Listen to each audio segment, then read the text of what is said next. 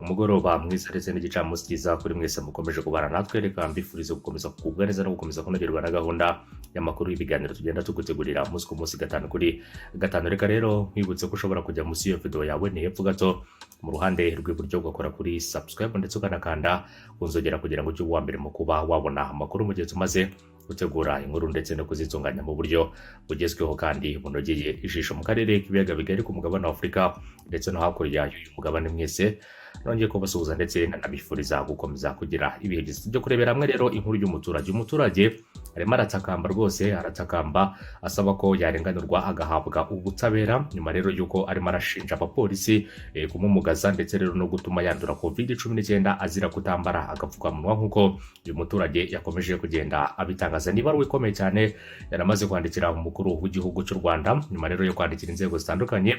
Sinzi rero niba baba baramufashije cyangwa se niba baba baramwirengagije, hanyuma agahitamo kwandikira n'ibiro by'umukuru w'igihugu abamenyesha kimwe mu bibazo yahuye nabyo, cyane cyane rero anasaba ko ashobora kuba yarenganurwa bitewe n'impungenge afite ndetse n'ibibazo akomeje kugenda agaragaza yahuye nabyo rero nyuma ngo yo gukubitwa n'abapolisi bakamumugaza rero azira kuba atambaye agapfukamunwa. Reka nk'ikaze muri aya makuru ku buryo burambuye.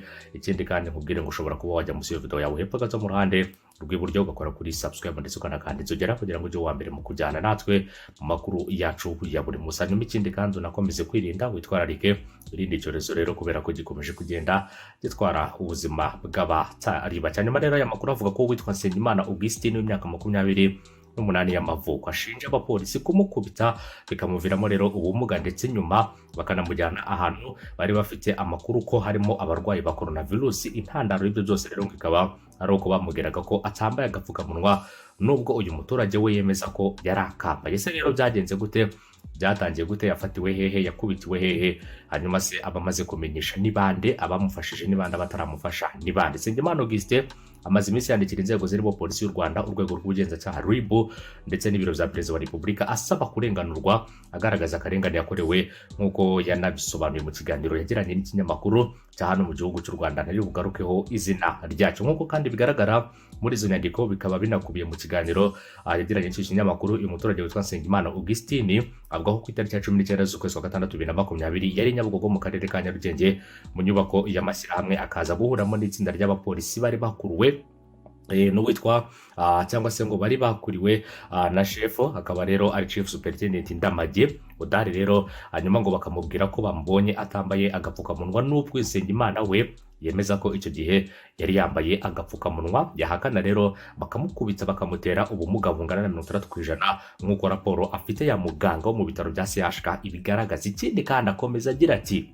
bahise rero bajya kumufungira kuri sitasiyo ya polisi ya Kimisagara, ariko rero ngo bahagera komando waho akanga ko bamufunga kuko yabonaga akeneye ubuvuzi. Ngo bahise rero bamujyana kuri sitasiyo ya Rwezamenyo aho yafungiwe kugera ku itariki ya 29 z'ukwezi kwa gatandatu 2020, ubwo komanda waho ngo yavugaga ko atakomeza kumufunga binyuranyije n'amategeko cyane ko nta na dosiye yari yarakorewe. Urumva umuturage yafashwe ku itariki ya 19 iryo joro ryose rero ndetse no munsi yarakubitwa bamujyana kuri sitasiyo ya Rwezamenyo ava ku itariki ya 29 z'ukwezi kwa gatandatu nyuma y'imisi 10 yose afunzwe azira rero kutambara agapfukamunwa. Kuri iyo tariki kandi ngo bamujyanye Gikondo aho benshi bakunda kwita mu nzererezi. Ngo Nsengimana akavuga ko rero hari mu cyangwa se ngo icyo gihe hari mu kato kubera ubwandu bwa COVID-19 bwari buhari. Hanyuma rero ngo bamujyanyeyo kandi ikindi kandi ngo bakanamujyanamo nkana kuko bangaga kumurekura ngo ubumuga yatewe butazagaragara, we akabona ko bashakaga ko yabanza akoroherwa bakabona kumurekura. Kigeramo rero ngo yahise ahandura icyorezo cya coronavirus, avanwamo rero ajyanwe Kanyinya aho yitaweho n'abaganga aza gusezererwa mu bakize iki cyorezo ku itariki ya 30 z'ukwezi kwa karindwi 2020. Nyuma rero nibwo ngo yatangiye gushaka ubutabera. Cyakoze agashimira ubuyobozi bwa polisi by'umwihariko umuvugizi wayo CP John Bosco Kabera kuko bamufashije agasubizwa n'ibyo yari yambuwe umusi afatwa kanahabwa itsinda ry'abapolisi bakurikirana ikibazo cyo gusa ngo mu byo yasubijwe ngo ntarabona telefone igezweho yo mu bwoko bwa Tecno nayo yambuwe ku itariki ya 19 z'ukwezi kwa gatandatu 2020. Aranenga rero RIB kandi kuba ikirego cye kimaze igihe gitanzwe ariko rero akaba atarabona ubutabera ndetse na dosiye itarigeze ishyikirizwa ubushinjacyaha ngo abamuhohoteye bakurikiranwe. CP John Bosco Kabera umuvugizi wa polisi y'igihugu cy'u Rwanda avuga ko uru rwego rwakiriye Nsengimana Augustin cyangwa se ngo rukamutega amatwi ndetse ngabo avuga ko bamuhohoteye bakaba rero barabajijwe. Ikindi kandi nganasubizwa bimwe mu byo yari yambuwe telefone ye nayo rero akaba amwizeza ko izaboneka vuba. Avuga kandi ko akiriho itsinda ry'abapolisi bakomeza kugenda bamufasha. Ikindi kandi ku ruhande rwa RIB Dr Thierry Murangiza uyivugira avuga ko ku itariki ya 8 z'ukwezi kwa 8 2020 aribwo bakiriye ikibazo cye, kikaba rero kirimo gukurikiranwa kandi neza hakorwa iperereza ryimbitse. Gusa uyu muvugizi rero ntiyatubwiye niba abo bashinjwa rero guhohotera Nsengimana baba bafunzwe, kuko ngo nta byinshi rero yavuga mu gihe iperereza ritararangira. Ibyo ngibyo n'ibyatangajwe n'umuvugizi, akaba rero ari umuvugizi urwego rw'igihugu rw'ubugenzacyaha, akaba ari Thierry Murangira, ndetse n'umuvugizi wa polisi y'igihugu cy'u Rwanda akaba ari CP John Bosco Kabera mu magambo yabo rero cyane cyane ku birebana n'uyu musore wahohotewe. Ngira ngo rero abapolisi rimwe na rimwe hari igihe bakora amafuti, navuga ko rero ari amakosa akomeye cyane mu guhohotera rero abantu. Ikindi kandi hari ibintu byakomeje kugenda bigaragara, ni gute rero umuntu ashobora kuba yafungwa ibi byafatanywe rero aho kugira ngo bibikwe neza. Ikindi kandi mu gihe azaba avuye muri gereza babimusubize, ahubwo ugasanga bimwe na bimwe biranabura, ukibaza rero aho biba byaburiye, kandi abamufashe ari abantu bashinzwe umutekano, ari abantu bashinzwe kurinda ibyo umuntu aba afite, ukibaza rero aho biba byagiye bikakuyobera, kandi bakabaye babungabunga buri kimwe cyose umuntu yafatanywe bakagifata neza, kubera ko ni inshingano zabo mu kuba babikurikirana. Gusa rero uyu musore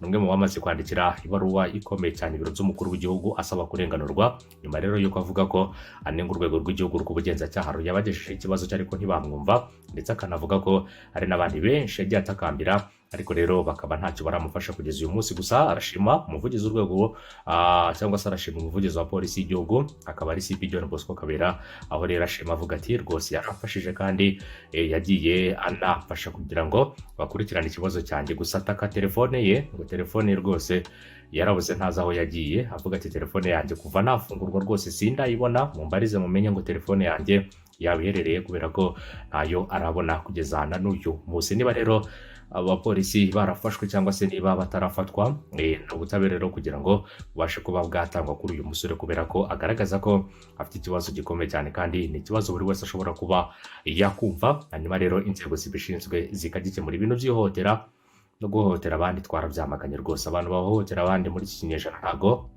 bikigezweho ibikorwa byo kuba umuntu yahohotera undi, kubera ko ntago ari ibikorwa byiza habe na gato. Niba rero umuntu ari mu makosa umufasha atambaye agapfukamunwa, mugeza akwiye kubajya rwose, barabafata bakabashyira mu mastade bakabaca amande, niba hari abacibwa amande bagataha, cyangwa se niba ari n'abaguma muri stade bagaguma muri stade. Ibihano byo kuba umuntu atambaye agapfukamunwa birazwi, ni ibihano byagiye rero bigaragara, ndetse n'undi uwo ari we wese si uko utambara agapfukamunwa gusa, n'undi uwo ari we wese warenze ku mabwiriza yo kwirinda icyorezo cya COVID-19 ibihano ahabwa birazwi. Si ngombwa rero ko muhohotera umuntu, si ngombwa ko umuntu rero ataka kuba yarahohotewe. Gusa nanone rero uyu muturage bimwe rero mu byo avugwa cyangwa se bimwe mu byo avuga, niba rero ari n'ukuri kwimbitse nk'uko yatwomeje kugenda aduhereza amakuru, twizere neza ko ubutabera buraza gutangwa kuri uyu muturage kugira ngo abashe rero kuba yabona bimwe mu byo yatawe cyangwa se bimwe mu byo yatwawe, ndetse ikindi kandi anabona ubutabera nk'uko nawe abwifuza kubirebana n'uyu muturage. Mukomeze kugubwa neza, mukomeze kugira umunsi mwiza, ndetse munakomeze kugira ibihe byiza mu karere k'ibiyaga bigari ku mugabane w'Afurika ndetse no hakurya y'uyu mugabane. Mwese mukomeze kunogerwa na gahunda zacu mu makuru, ibiganiro tugenda tugutegurira umunsi ku munsi, gatanu kuri gatanu. Uyu munsi rero ni ku munsi wa kabiri, ni umunsi rero wa kabiri w'icyumweru cya nyuma gisoza ukwezi kwa munani. Iki cyumweru rero navuga ko ari cyo cyumweru cya nyuma, kubera ko mu cyumweru gitaha hazaba harimo rero ukwezi gushya kwa 9. Ubwo twizere ko buri wese mu bakomeje kugubwa neza, munakomeze kugenda mugira umunsi mwiza ndetse n'ibihe byiza. Bagize ibyago kuri uyu munsi mukomeze kwihangana, ibyago ntibiteguza, ibyago rero bibaho mu buzima, buri wese rero ibyago byamugeraho. Mukomeze kwihangana kandi mugire umutima ukomeye muri ibi bihe rero muba murimo mugenda muhangana n'ibibazo byinshi bitandukanye. Hanyuma n'abandi ubwo ngubwo mwese mufite ibibazo bitandukanye, ariko n'abagize isabukuru y'amavuko, mugire umunsi mwiza w'amavuko, ni isabukuru nziza kuri buri wese wagize umunsi w'amavuko, ndetse ubwo n'abandi mwese muri mu kazi abatagafite mwihangane n'abakarimo mukajyemo kandi mumenye ko mukwiye kubana mukabana n'abandi mukagira umutima w'urukundo mukagira umutima ufasha kandi utabara ku birebana na buri muntu uwo ari we wese. Reka mbashimire mbifurize gukomeza kugubwa neza, hanyuma mu kanya turaza kuza turebera n'andi makuru agiye atandukanye. Rero mukomeze kugenda munogerwa na gahunda zacu mu makuru, ibiganiro tugenda tugutegurira umunsi ku munsi gatanu kuri gatanu. Jya munsi y'iyo video yawe hepfo gato mu ruhande rw'iburyo kore kuri subscribe ndetse n'akandi kuzogera kugira ngo ube uwa mbere mu kuba rero wabona ayo makuru yose rero acukumbuye. Ikindi kandi nawe muturage, niba ufite ikibazo ushobora kuba wakitugezaho ukatuvuga ati rero hari ikibazo mfite, hanyuma rero mumfashe kuba iki kibazo cyashakirwa umuti. Turabizi neza ko rero dukurikirwa n'abantu benshi batandukanye n'inzego zitandukanye. Ikibazo cyawe rero dushobora kuba twakigeza aho dukwiye kuba twakigeza. Umunsi mwiza, umugoroba mwiza kuri mwese, bihe byiza kuri mwese, bye bye aho muherereye hose.